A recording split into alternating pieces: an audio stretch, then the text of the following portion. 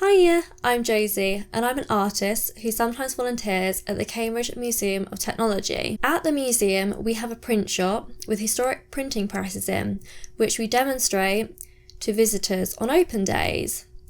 Unfortunately, although the museum has reopened, the print shop stays closed because we are unable to social distance. Instead, I'm going to insert some photos of the print shop so you can see what it looks like inside.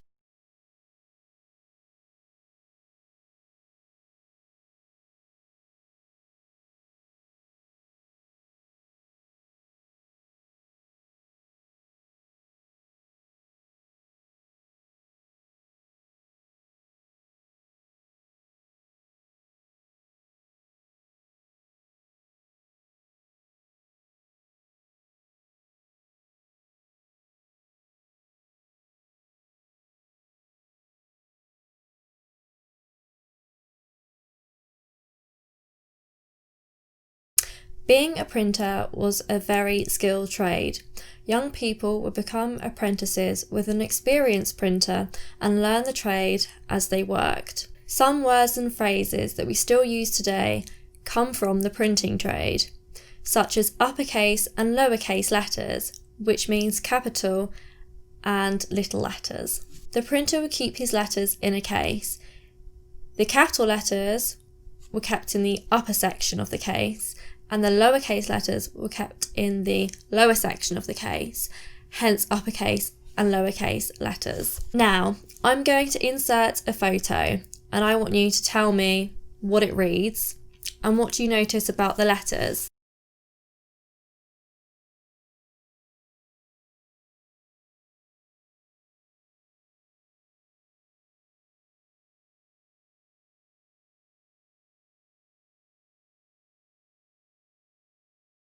Yes, that's right, they are back to front.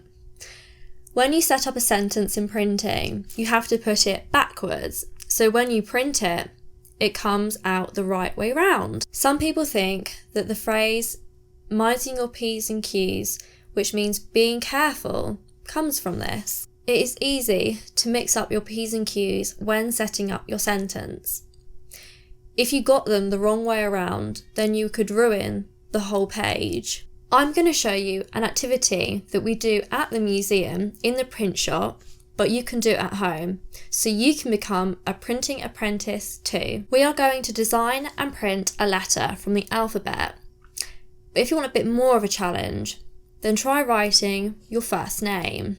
You can convey different thoughts and emotions through the style of a letter. I want you to have a look around your home and look at film titles, book titles, magazines, newspapers. Think about what that font is trying to make you feel.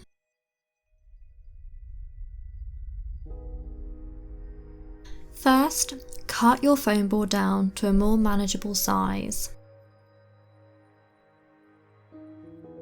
You can either draw your design straight onto the foam board, or if you struggle writing backwards, like myself, you can use grease-proof paper. Always use a pencil, as this makes it easier to remove mistakes.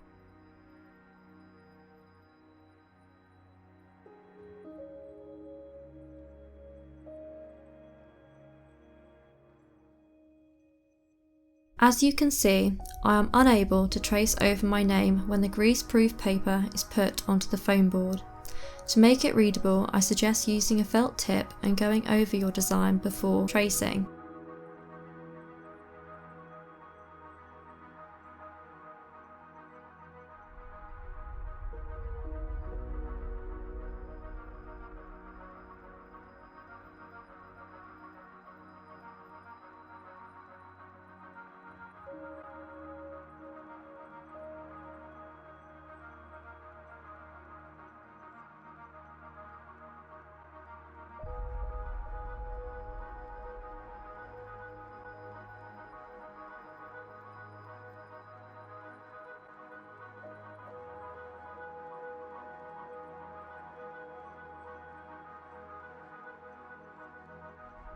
To stop the grease-proof paper from moving, I sellotape it to the foam board.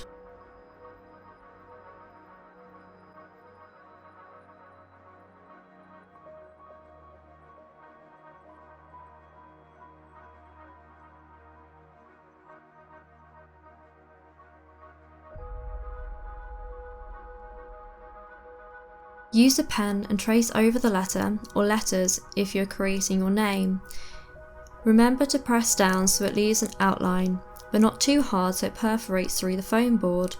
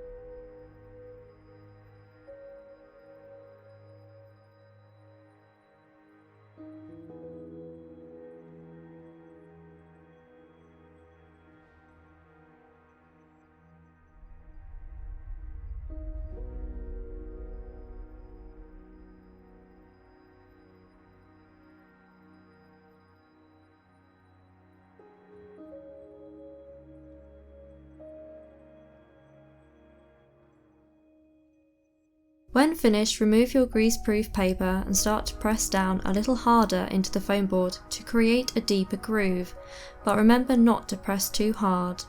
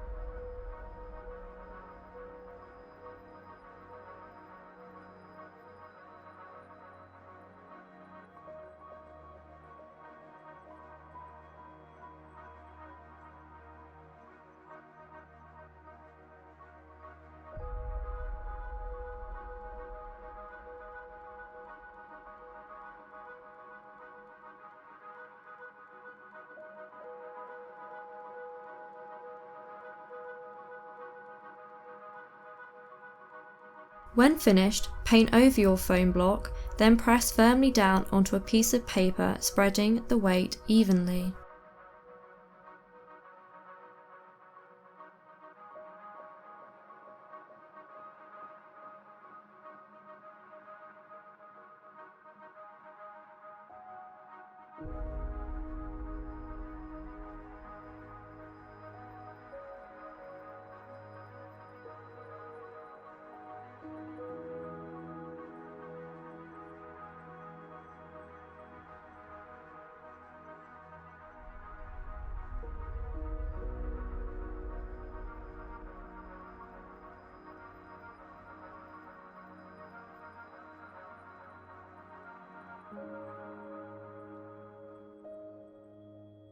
Don't worry if it does not come out perfect first time. Practice makes perfect.